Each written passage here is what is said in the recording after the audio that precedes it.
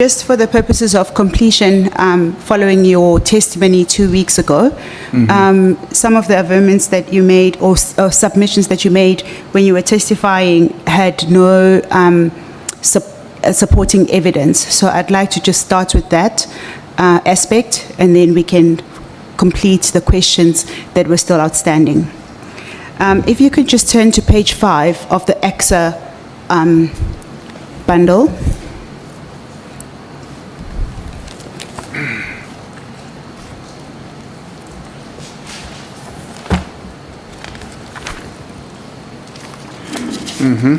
Yes.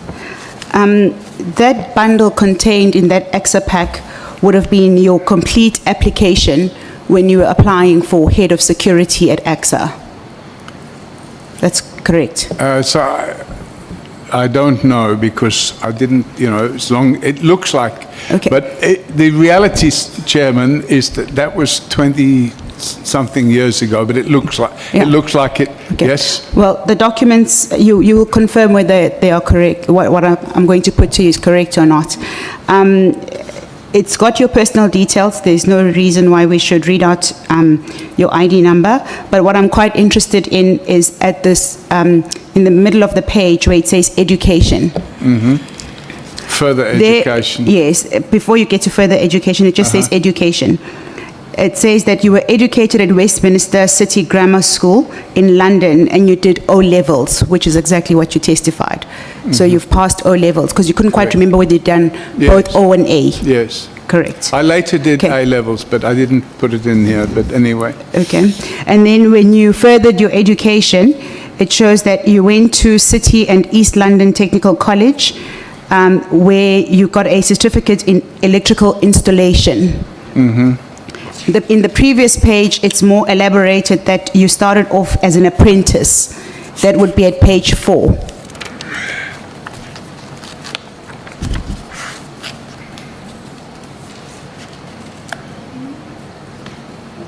Sorry. So in the beginning of the first paragraph. Yes, that's correct. yes. So that basically, what is narrated on page 4 in the previous page Yes. is just basically listed on the next page Yes, at page yes, 5. yes, Okay. yes. You then continued to study at Oldham College of Technology. And there you did Technician Education Council of Certificate in Electronics. Okay, that was, and then you proceeded to City of London Polytech, where you enrolled for a BSc in Electrical Engineering. However, that was not completed. So you don't hold a BSc in Electrical Engineering. I've since completed Okay. it, but at that time it wasn't completed. Okay. But that's what's in your application. Yeah, but that's 26 years ago. Yes. Yeah. Yeah. Okay. But at the time of the, I'm asking these questions based on your employment at AXA. So at the time that you were employed at AXA, those would have been your qualifications. Correct. Okay. So you did not study this at Manchester Technikon College, It's there in Manchester, Oldham College of Technology. but it's not called Manchester Technikon. It's called No, Oldham it's College. in Manchester. I couldn't Okay. remember the name. All That right. was 40 years ago. Okay. If we can then just proceed. On the next page. But the qualification is electrical installation. Yes. Electrical installation initially, apprenticeship. Is the and then- wiring and the plugs. Yes, exactly, And apprenticeship. the switch on and off Indeed, Chairperson. under supervision of a technician. Indeed, Chairperson. Thank you. But the following year, he then enrolled and did electronics for 1 year. Yes. Yeah, and I should mention that was a 2-year course. Actually, a 3-year course, I did it in 1 year. Okay. If we can then move on to the next topic, it's just to show that the evidence is now before us. The next topic relates to your application in 1982. What That is page- not what on page- any page what before page you. is that? It's not on any page before Ah, you. sorry. But it is regarding the letter that Arinze SC read to you, which would have been your application for permanent residency in 1982. I'm just going to deal with just 2 questions Okay. on that topic. I haven't asked the question yet. So in that letter, you confirmed that you had applied for permanent residency in 1982 as guided by, I think it was work permit. it was a work permit, Okay. yes, to come in and I work only in South applied for Africa. permanent residency in 1989. You applied to come and live in South Africa and work. Okay, yeah, Yes. work permit, yeah. Both live and work. Yes. Yes, But okay. that's a work permit. To live and work here, you need a work permit. Okay. You also testified that in that period you were working for IBM Overseas. overseas in London. Correct. Okay. Is there a reason why you didn't consider getting a transfer as an expert into the country, into South Africa, because South Africa also had IBM offices in Sandton? Chairman, it's ironic because the offices IBM had in Sandton, I later owned those offices, but the reality is back then in 1982, which is 44 years ago, Uncle Frank, as we called him, told me that he wanted me to come and live in South Africa, and he offered me all sorts of activities that would be good for me, and in the belief of it, I thought, okay, you know, that sounds good, let's do it. And that's why I wrote out, he told me what to write, and I wrote out the letter, and I'd completely forgotten about it. The question, Mr. O'Sullivan, has to do with at the time in 1982. In your letter, you're very specific, and you say that you would like to get employment in South Africa. And my question is just really around, you already had employment at IBM in London. Yes, I was here And on yes, holiday. Yes. And I may well have applied to IBM to transfer.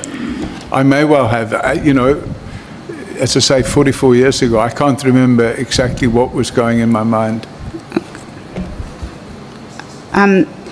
So you say that you may have applied to transfer, but that would have not been successful. I might Because- have done, but I didn't take it any further because I went back to the UK. I was here on holiday. I went back to the UK and I put the idea out of my mind. Okay.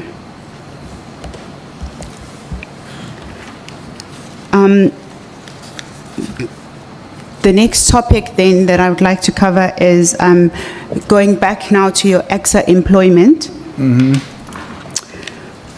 If I can take you to page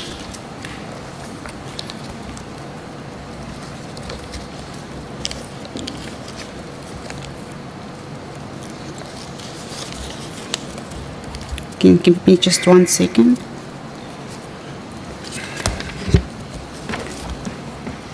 To page 40 of the AXA bundle.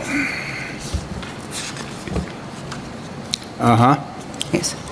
In your testimony, you testified, and you also deal with it in your statement, that the reason that you left AXA was because you did not have security clearance. And former Commissioner Celebi had been an integral part of your contract being terminated.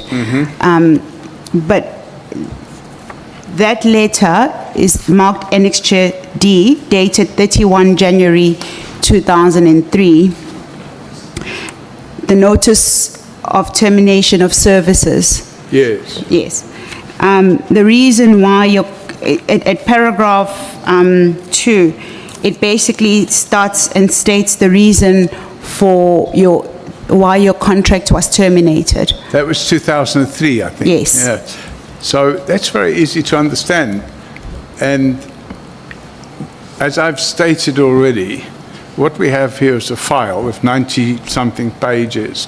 But if you look at page 72, and I think page 72 is quite important, because page 72 has a headline, "The knives are out." Yeah, that is a newspaper article. Yes, but it's... But I'm talking about the formal letter of Yeah, termination. but this relates to this, you see, because if you read, this is a newspaper article from a guy called Sam Muafi, a journalist, who the CEO invited me in September 2002 to come to her office. And then she presented me with this journalist and said, he wants to interview you, and then she left the office. And what this dealt with was the internal fighting that was going on within AXA at the time. And if you look at page 72, I want to go to the column, the right-hand side, but not the last column, the one before the right-hand side.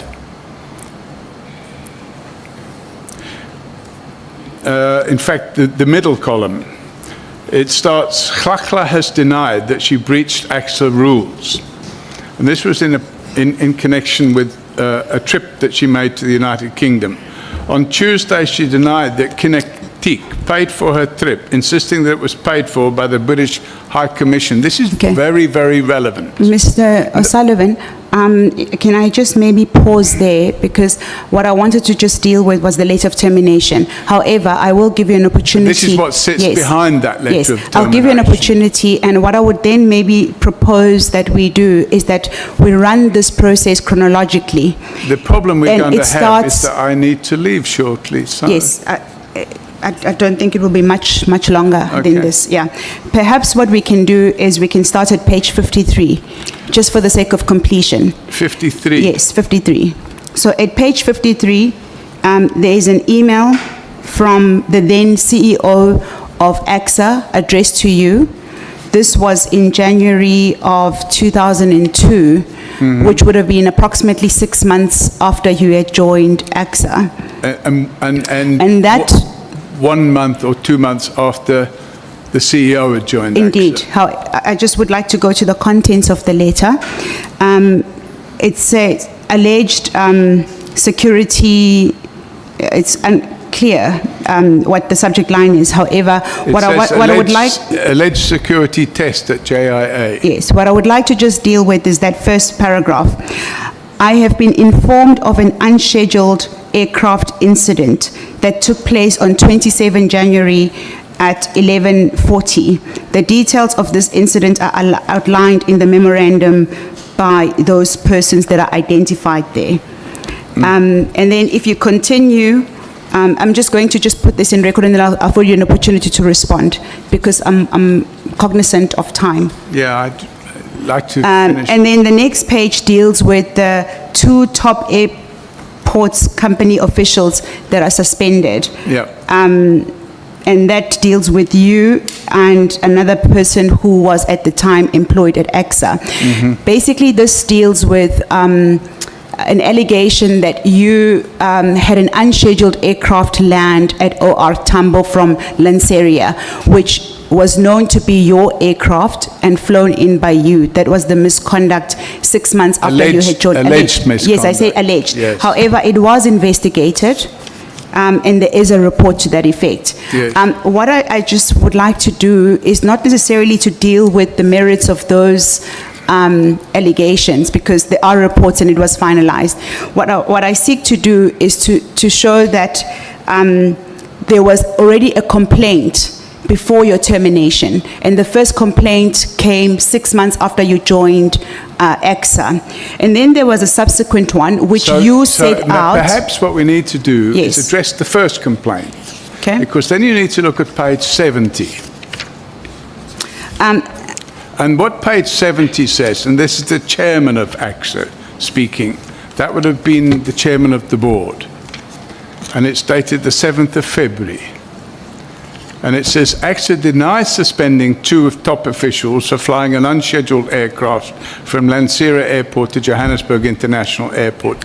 Mashuda Romano, they've spelt his name wrong, says that the flight was scheduled and no crime was suspected, and says that the suspension relates to an internal matter. And that internal matter is the issue. And that was the Kusalani contract, Celebi's involvement in trying to prevent the cancellation, and the CEO's joining forces with Celebi. So the rest of the stuff, what you're saying, is peripheral to that. Okay. And it's just, you know, it's wrong. Yeah, Mr. O'Sullivan, that, with all due respect, that's a newspaper article. Yeah. I'm just taking you through the AXA official documents at this stage. Which have been sanitized. Yes, the reason why I'm taking you through these documents is because we're putting in evidence relating to the reason for your termination at AXA, which had been testified that it was due to security, you not having security clearance. That's what triggered Yes, it. precisely. So I'm just for the sake Yeah, of completion, yeah. it's All to right. put the evidence into the record. But that's what triggered it. That's what Yeah. started the process. In fact, what started the process can be seen by AXA's own record at page 87. Okay. I would now like to take you to, you then instituted proceedings after you were terminated, after Yep. your contract was terminated. Yep. You instituted proceedings at the High Court Correct. for 20 million rand against AXA and the former CEO. Actually, it was 17 million rand. The total is 20. If you go to page 50, 50. yeah, page 50 of the document. Let me have a look. It is 17.4 for special damages, but for general damages, it's about 2.5 million. So All the right. total of 20 million. It's a long time ago. Yes. Yeah. But that's at page 50. Okay. Yeah. So those are your summons that you issued. Correct. And they start, the particulars of claim start at page 44.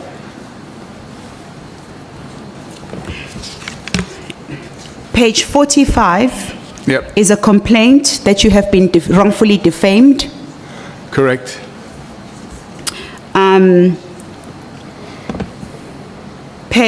Paragraph 6.2 deals with publications that specifically defame you, Correct.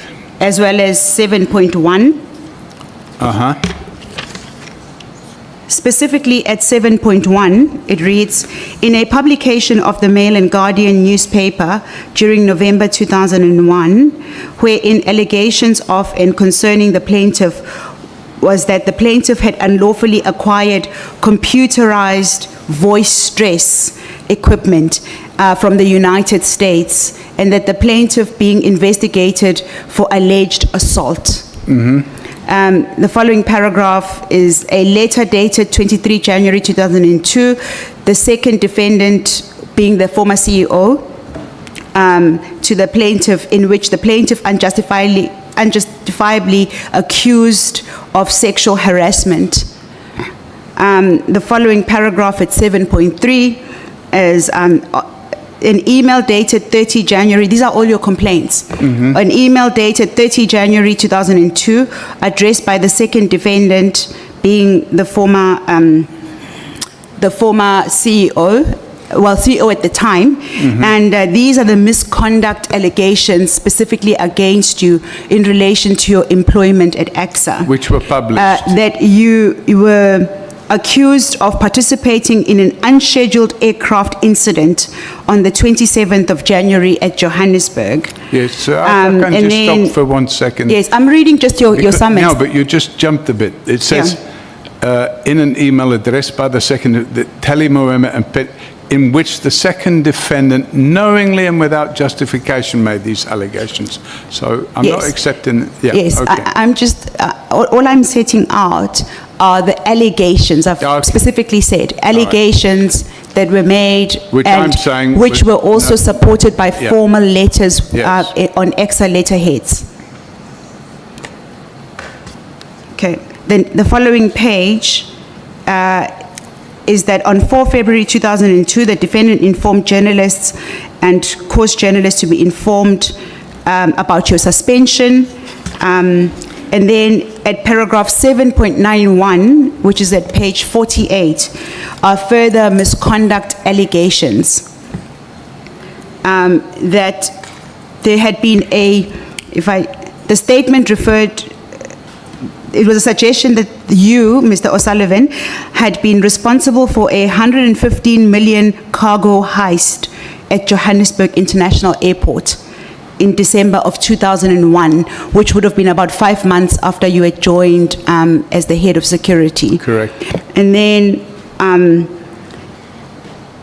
7.93 says your complaint was that it was suggested that you were the reason for no action having been taken place against the National Police Commissioner, Jackie Silebi, when he told an airport official that he had a bomb in his bag.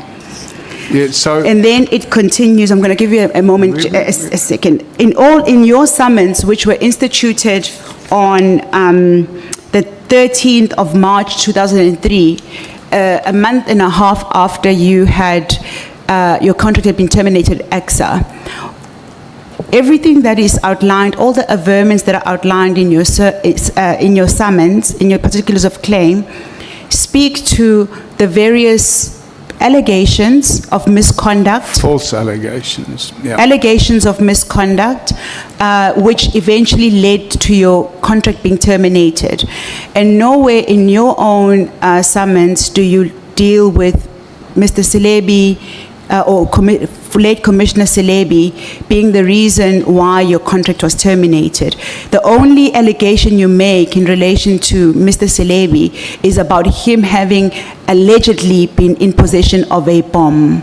Yes, so at the time... Would you like to comment? Yes, at the time this summons was issued, we didn't have all the information that later came out, but I'd already opened a docket against Jackie Silebi. Now, my lawyers advised me that I either had to include Jackie Silebi as a respondent or a defendant in the claim, or leave him out. And if I left him out, I shouldn't put any averments in there. So we parked that, but we later amended and went after Jackie Silebi as well. So that all took place. Okay. Thank you. So do you concede that at the time when you your contract was terminated at AXA, there was no reason for you to believe that Mr. Commissioner Silebi had been the reason why you were terminated, and there's also no reason why you would have thought it was due to not having security clearance? No, absolutely, I believed it was. Were you aware of that as at 31 January? Yes. Okay. And I verbalized that, but my lawyers advised me at the time that I shouldn't include it. It should be a separate action against Jackie Silebi, which it later was. Okay.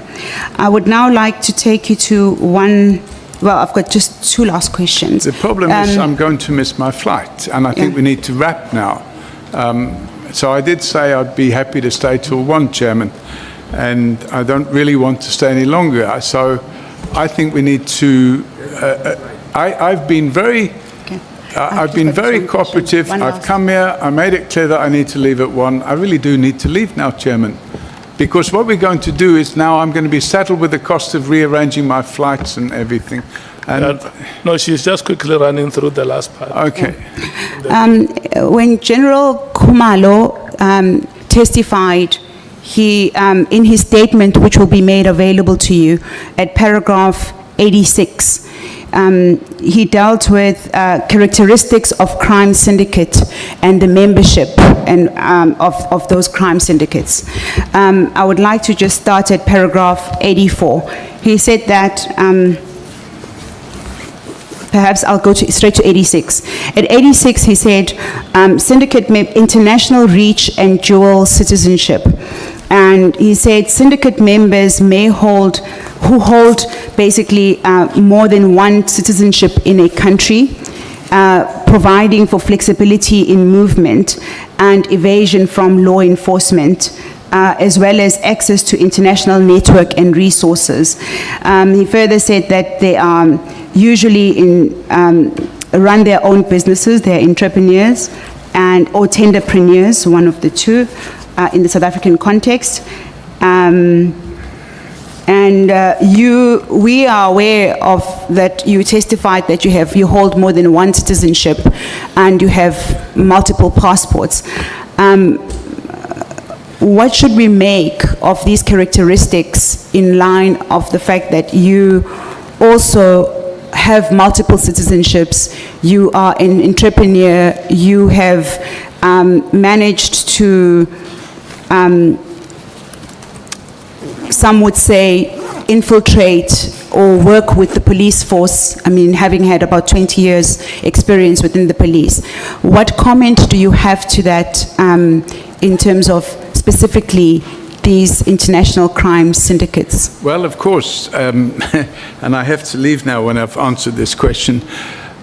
An international crime syndicate has many, many aspects, not just the availability of multiple passports.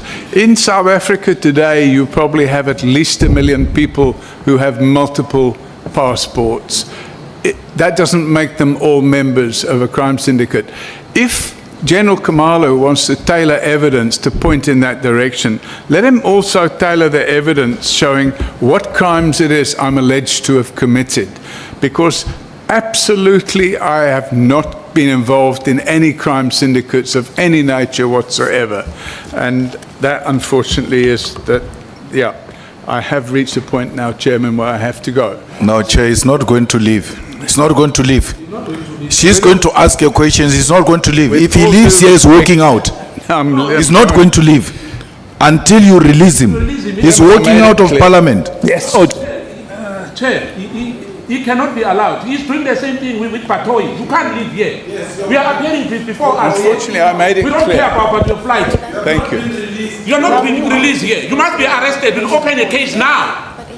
Pardon? We'll open a case No. now. This man must not be allowed to go out of this country. I did not come here on a summons. We'll open a case. I came here of my own free will, and I'm leaving of my I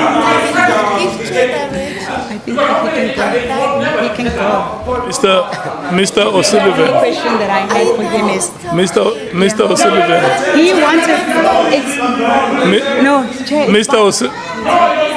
Mr. O'Sullivan. I told him. You are taking us for It's fine. Chair, it's fine. Chair, it's, I think we've dealt with the question.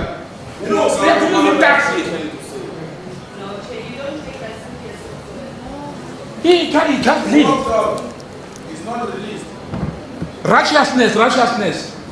Yes. I was about to say he can We are dealing with criminals. But Patoy did they say he's abroad now. Yeah, he doesn't want to. He also told me to. Honorable Nompan. No, Chair, I'm saying heroes don't walk alone. Honorable Sauls forgot to escort his hero. You must escort him to the airport. Have that microphone switched off. Sorry, Chair, I have to. You see, when people disregard scripture, I will not do the same. When we look at the evidence, that is done and the sacrifice is made was heroic, and it's my opinion. I will maintain.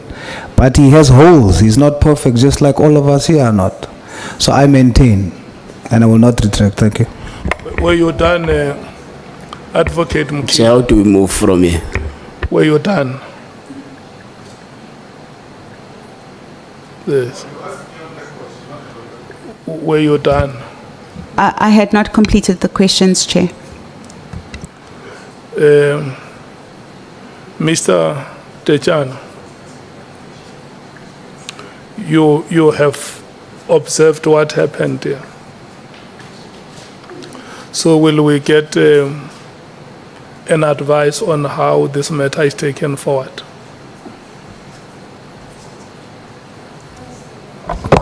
Can we consult on that, Chair, and get back to you? That's exactly what you are saying. Is there anyone who wants to speak on this matter? After Mr. Tejana said they will consult and give us an advice. No, Chair, I think we support that they must consult. This is something that needs to be taken very serious. The chap just talked out of a parliamentary proceedings after he had been served under oath, so it needs to be taken serious, very serious. Okay. Honorable Malemo. No, I wanted to say to Honorable Souls, a person can be a hero and just do the smallest thing that undermines everything else he has done, despite many advices that he has been trying to give to him. You can't insist, but it's a discussion we can take up with him outside this. You cannot say repeatedly, this can, undermine the work you are doing. A person still doesn't listen to you, what you are saying, you keep on saying it's a hero. A person cannot be a hero for walking out of this type of proceedings without duly being authorized by the chairperson of the proceedings. Such a person is not a hero.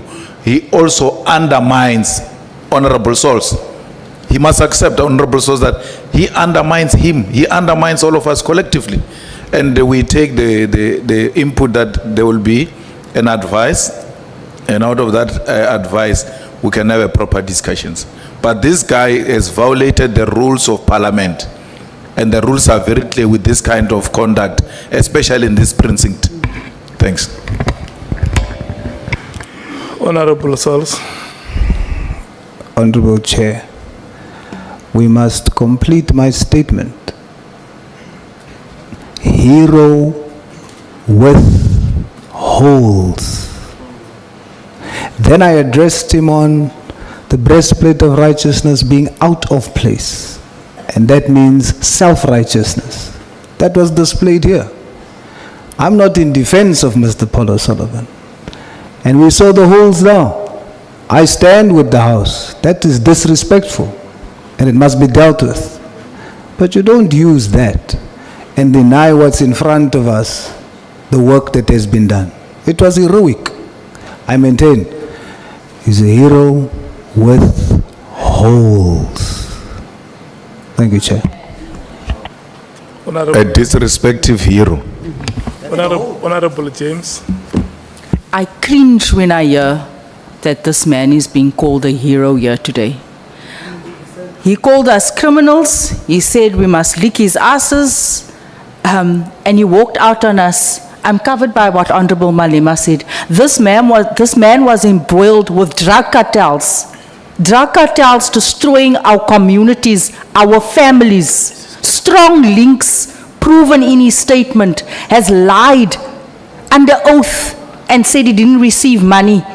And today we hail him as a hero. He is absolutely no hero to me. No, it's fine. Honorable members, let me do this. I think we heard what Mr. Tejana has said, but I want to... Chair, I think Mr. Skosana is went to collect our witness. Yeah. He's not here. I want to thank you for... Hello, honorable members.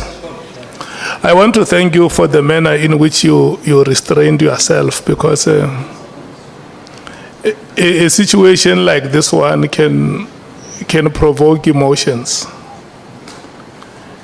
It can provoke emotions and you end up conducting yourself in a manner undesirable. But you were able to restrain yourselves. And I want to thank you so much for that. We will get an advice from the Parliamentary Legal Services on how the matter will be taken forward. It is true that our witness has walked out of the proceedings. He denied us an opportunity to thank him for having come here. He denied us an opportunity to conclude the engagements that we have had with him in a ceremonial and cordial way. With that, we are going to call for a break, and then we will come back at 14 hours. The next witness is General Patlane, and the senior counsel and his team have until 16 hours to conclude the presentation of oral evidence with the next witness.